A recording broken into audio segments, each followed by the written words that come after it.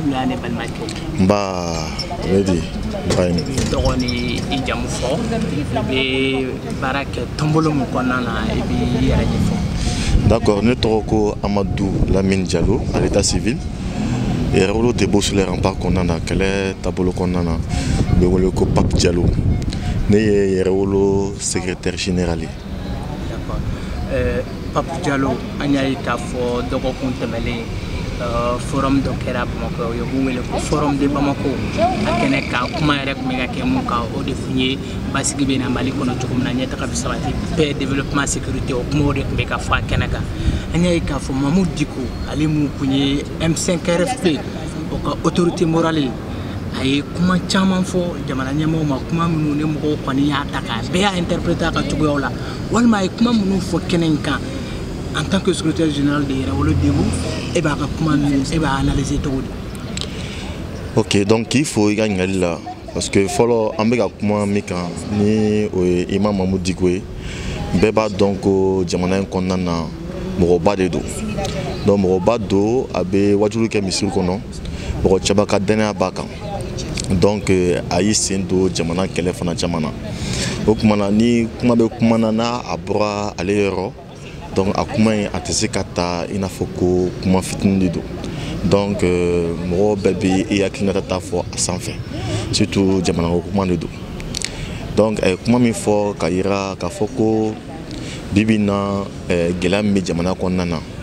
Koni a jetemine iba ka foko jamana do talendo gelam mi kono ko o non ko be talike bolo flala bolo folo ko ni o anganye mgoye kubala ka jamana gelen ka anyana boni kafae ko wa oluni mgo menyona ni o gent la mgoye ni anye mgo be France bolo mba fuma ko communauté internationale ko olubala ka barenge ni yade donc ko jamana dum ko olu talendo yada ni obenyeshi kelombo ma ani kafa ni obenyeshi anga kono na mo ma no anga nyemoro ye bon ay kuma info turamina ni a jatemne kuma abe ke sababu do bolo ko juma jugute mais do bolo kuma jugudo bon ne bolo gele abali be akuma ina kadaka ambe kelemi kono amba fama ko révolution bon révolution fembe binaka jugu révolution kono o mirichudi bauli révolution jugu foloy donc alika kuma binani odi chodi par exemple watimina aito misiri konana akoko ko kabo kafir do bolo ko wata kafir do bolo o ya so yere wolo debo sur les remparts konana amiga kelege ka foko fraska takabo anga jamana konana ko resikana ko kana ondeme donc alika ni kuma ko ka bo kafir do bolo kana kafir do bolo oye ka franci no e on ma fin du kubay ani Russie no e on ma fin mbay ko lo bebla minan kolono konana donc o nani mirichudi nani siga de jamana do akilala ali munu ba no fe o nani siga e olu dusukuna wala sa wasiya kelenke fuata wasa sorala wala sa kasiya jamana kuma bo wala sa kasiya lafiya la se jamana deum beklina ma donc o kuma en gansan o digira on a kosobe parce que mirichudo flana abora ni kuma en fana fo aya yira ka fo ko samasama mbe an nemro ni franci ni ateru ou ademba nyonche kan jamana kala sonsori kala moluya kulu fla bebla mina kelen kono bon o kuma en fana o mirichudi parce que mirichumido avec ça oui kasega do jamando kuna kasega do jamando dusuna kanyesi ala nyemro re fana ma o kaso ka foko an nyemro ni munu be nyona ulu le kira sababu ebi ibe mashiba ko fenfen an jamana konana ni alere imam Mamoud Diko wati do kona je crois en 2020 2021 est sorti do ke kayira ka foko Franci bala ka janfan jugu misiri ale contrôle la wati mina ale willa kata kabeta rebelu benta jadi suwa ka tout voir ka foko fali mimi ga ke an ka sɔrɔsiw ni ɲɔgɔn cɛ o bɛ se k'a lasa cogoya min na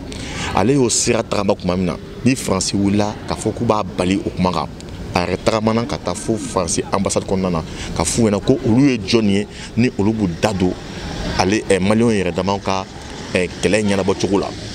a don a digiyara la kosɛbɛ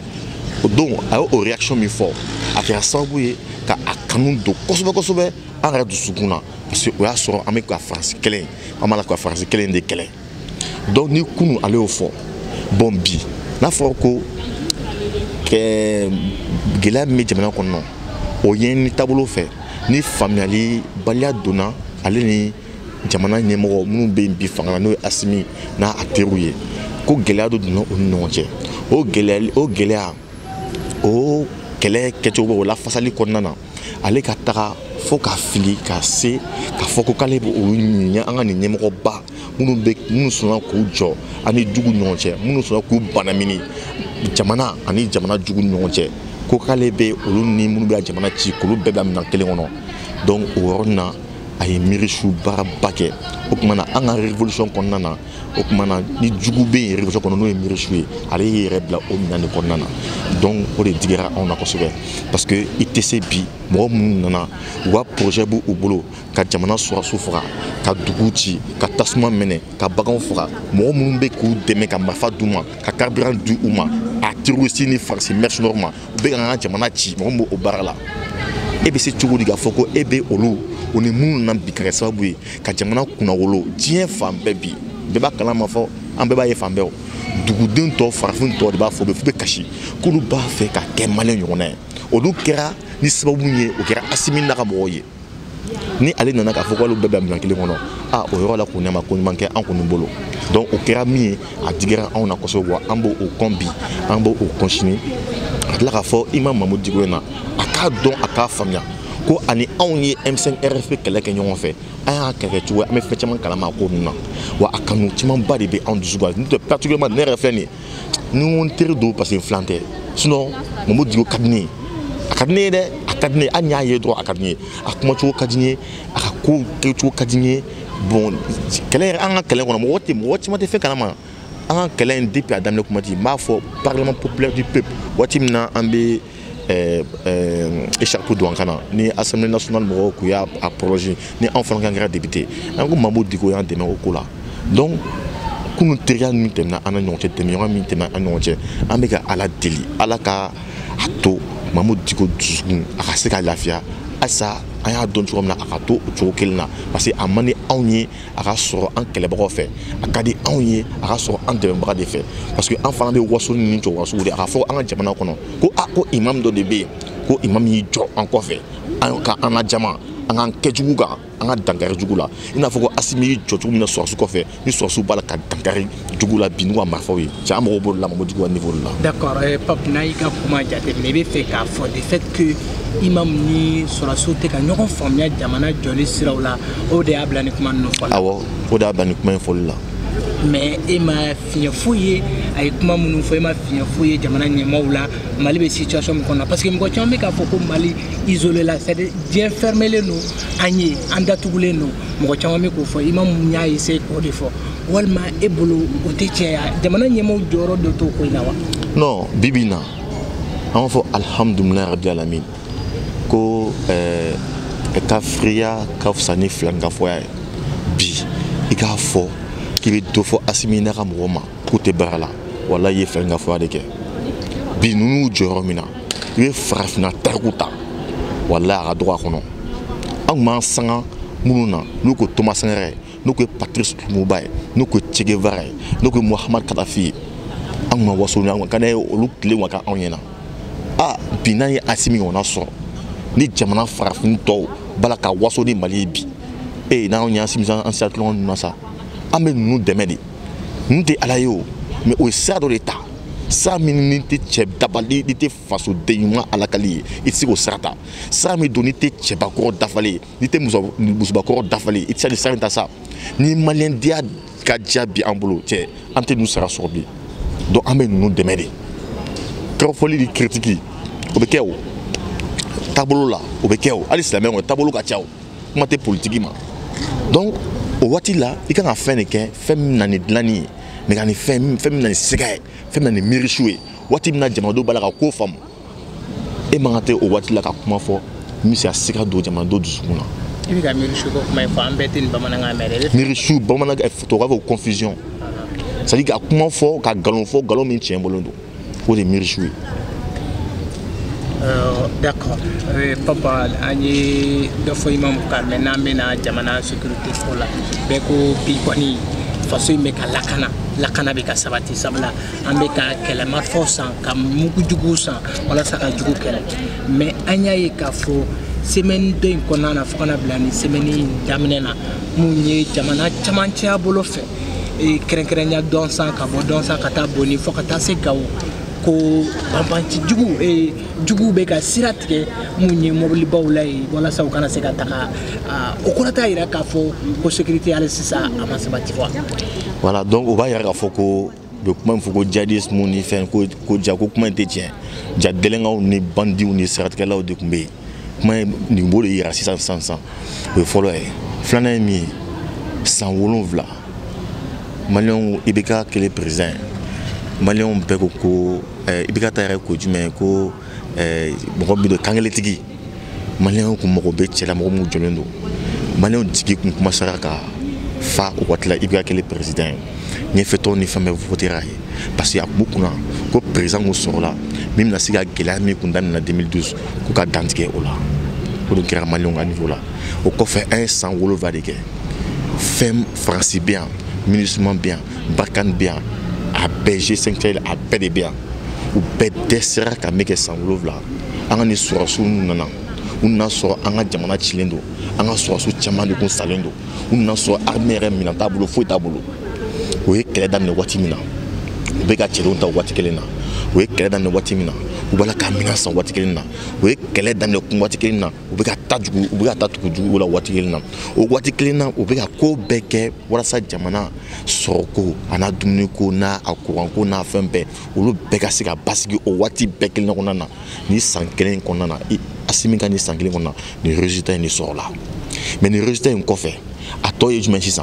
en clota la foko kamika chi en clomina ni kan attaquera en so super riposte pour que beta be buliga joke jugu beta bunte fo aka wo konana donc au kofe so sou bala pour la ben ka kenen fa même ne parce que ben ko emue ni France ni so sou ko yor mumine ka jugu genga bo na o yor kan kalfa munisman nundi mo mun na o luka ngo janto yorena wasa so sou wasi avancer donc nisma ani sénateur ani français ou le bina jafa kono donc anga source kuma labe ni oyore donc on veut ko bara konna na bo labe donc wati dita donc o wati frontière konna la anyebala ou décelé bala kata serada donc na ko be mo do islamia la abutaka commercial la tuota mo tini fondula o gorgo ate dore awe de ngando donc o bala ka mo mo recruter o le re akila wa famera foko che folo ameta dugude ne ka foko dugude wona a edo islamia la mais si ça dugumne o borala fo an tan jo sa ku yere la san ka tan job ka tan badamini e kar no che ka ta bra musuma ka ta bra debsuluma ala ko commenter fo documenter fo de saoula ka braga muchula donc o bala ka mo no fa na recruter na so ku bla fila donc o ko yere de jale fa na be olobolo mais ne dalen balambe ro na bibina an so su déjà o frère son be sen ko be ba ni kwembe ban ina fo boati mina kan atakili nu ka kaunti o bana juma fana be ban o chwa kelina yakili la mopti amame ko sobe au cas commandant de secteur Belwa Mimbe de région Mukube ani dirpa mo conférence doké au conférence qu'on a on a expliqué en un ka foko ou bala ka bazu quand on sigi tu vois là donc au camp français qu'on a ou bien na patrouille nous ni faire donc akila au bar ne besina donner barka dona ola avec la même na ma foko chama mina bo fana attaquer na donc elsa ama yini jamana dum fait ou ka continuer ka kuna foni gere ou ko dissoir suma ou ka famia ka foko fili de ko bla kodola sera de ko bla kodola mais bibina ou kana sera tuguni kadaka mali sorosu nu jole be bi en kofe ti amanga tika sarne anga dala enfana sorosu di ali kuna sini kota anya bana an sorosu kelengele o baka komasiga bi donc olu be bi rom na amanga tika so rafoko ante bi woro la quoi donc amene ane ban jonjo la wasa lu kona bi nu ma bi enfant te bi D'accord, mais papa nya yi ka foko sira intégré donc kele on dunya yi ani hélicoptère soro ani armement chama soro bantu kata sira tike ka sira Dakar ni donc ngele kono ka soro nga fini d'abord. Pensez-vous que c'est pas trop? Ouais, mais la guerre c'est pas seulement les armes parce que folo mi ni soro sube kelege soro suba kele folo mi o ka jamana deni la kana flana mi o ka dangar jugula donc albe dangar jugula i bɛ dangari jula cogoya min na jamana i kana se ka a kɔlɔlɔ fana kana se i kan ka min fana lakana donc f'i ka o fɛɛrɛ de jateminɛ donc n tɛ sɔrɔsi mais ne b'a dɔn an yɛrɛ minnu bɛ révolution ni militantisme kɔnɔna na an ma ban ko caman fɔli ma ko caman kɛli la jugu contour la parce que n'a y'a kɛ o cogoya kɛli la an bɛna don fana gasi la donc n bɛ se ka bisigi n ko nin waati kelen min kɛra a kɛra o de kama n'o tɛ mɔgɔ min wulila ka taa o cɛnnikɛlaw ka daga k'o ci ka bɔ yen cɛ k'a ko ni ka kelen kɔni cili tun k'a fɔ ko bali ko gɛn ka bɔ ko n tɛ problème tuguni o ça veut que o sigili bɛ a ko dɔ ɲɛnabɔ o yɔrɔ la an bɛ dugawu kɛ halisa ala ka u dɛmɛ k'ala kana lase jamanadenw bɛɛ kelen ɲɛnama. D'accord. Attends, je vais regarder le plan toujours. On va aborder le dernier sujet. D'accord, on continue. Non, c'est bon, je prends. On continue maintenant. Anya Ikafo, Dokokun Tegeli Konana, a signé projet de présider le lancement de Kemumbe Talike Mali Barakelaw. Voilà ça, c'est que Barakelaw.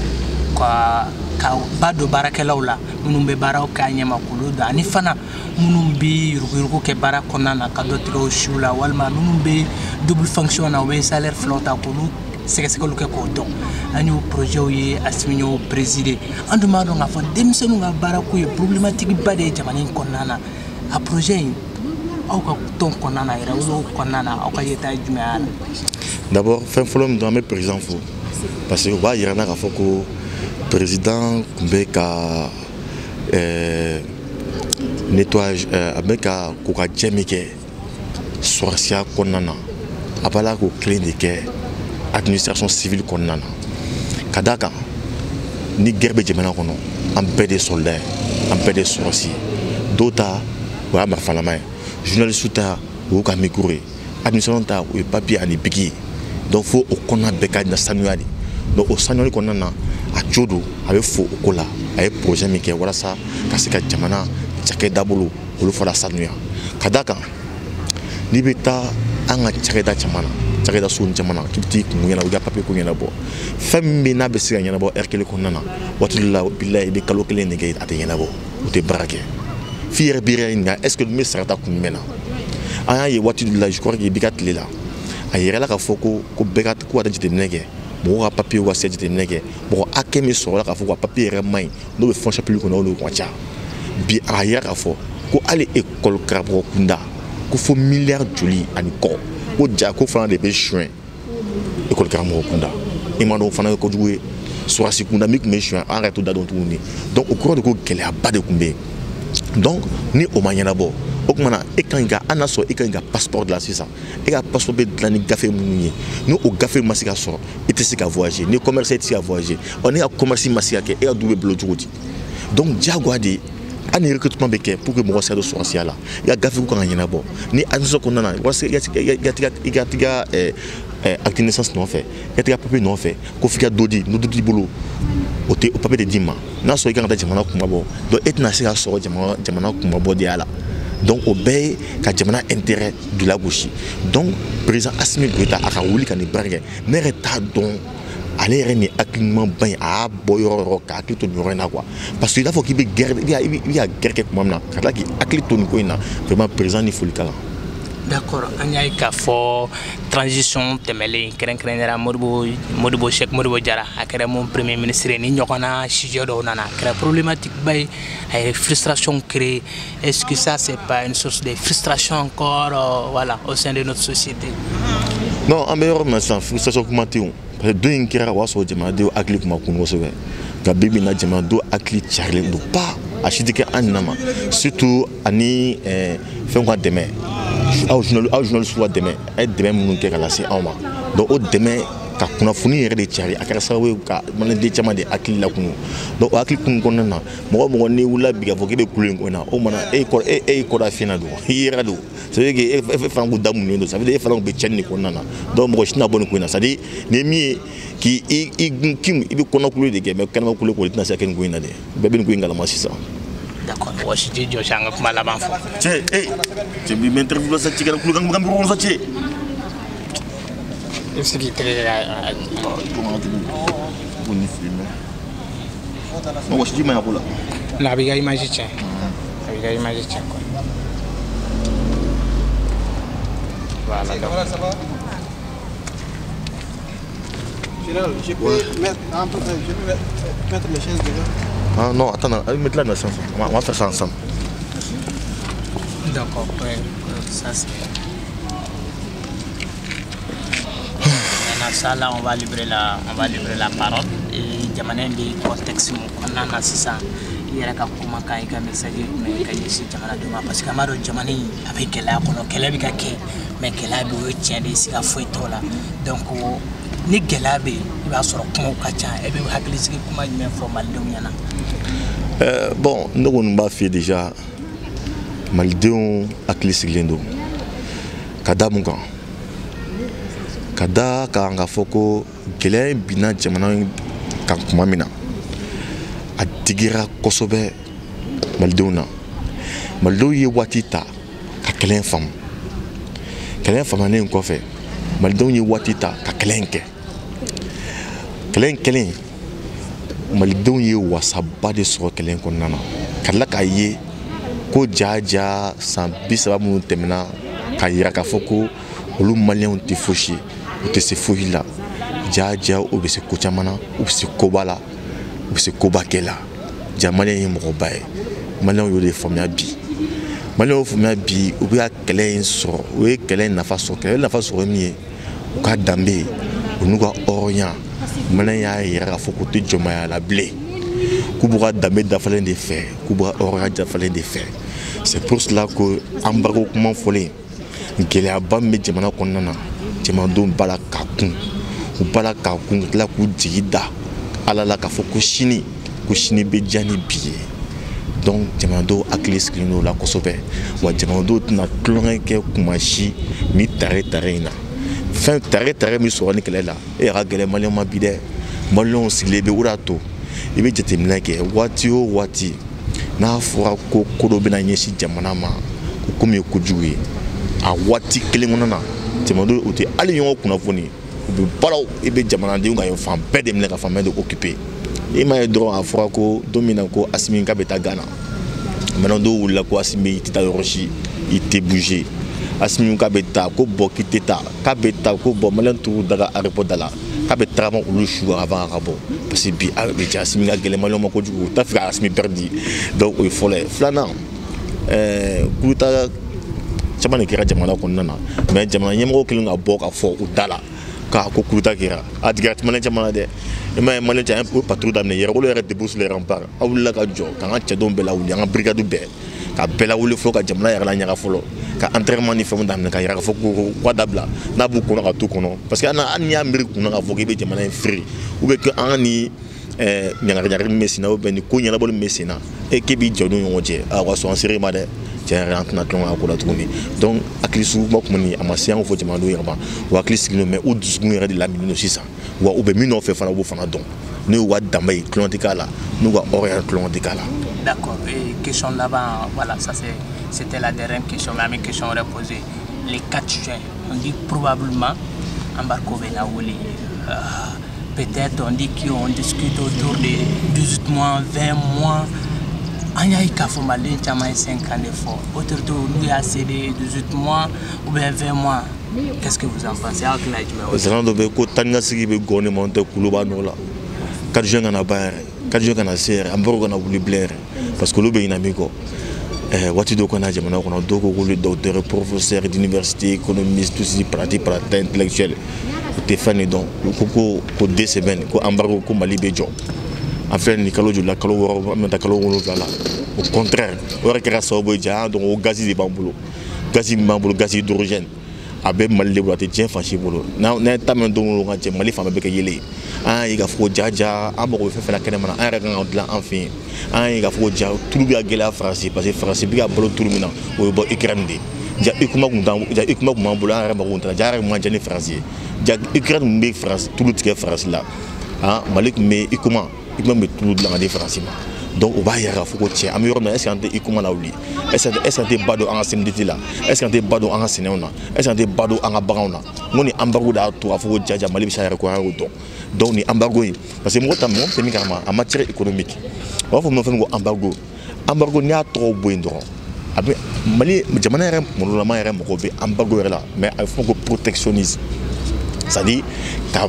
fin de bali qu'à air de bali qu'à duga jamana kono o air medlan ko fait air biga air plan hier konana donc il faut que protection nous faire embargo dodo amna fo 600 bali tika ma face sans ko faire à keleka donc ma fabilo juste un radar ni fondament mais si ça asimiga à l'instant na fo zoom nous ma fa pm de l'instant ka perd la izun de l'instant ko dale donc o perd la izun na charge mana kono ça non en possibilité ambe embargo ke ma fa perdre en doit en faire parce que un rem na perdre l'enfant en fait donc embargo sous ni quoi bon des familles c'est pour cela que watim na embargo sia ils avaient oublié les génies maliens ou akli boko malien kongolon kai ou akli bora fuko bulbo keita clé là en 1960 au moment où on n'avait même pas de cadre. En ce moment, on a eu des usines, des sociétés et entreprises. Mali Missa est record. Mali commencera à usine de Bla. Quand France usine de Côte d'Ivoire, France usine de Sénégal. Mali usine commence à congresser. Un moment tomati n'a le retour bedla et raboula. Donc à ma foko, à Baroko et Sidao, c'est encore de l'établir. À ma femme, Madame Amudat qui est déjà à Amro de Wala. Donc Ambargo do Faral ça, Amtane. Maintenant, on prend Ambargo, vive Ambargo, à Bala Sidao. Merci beaucoup. Merci.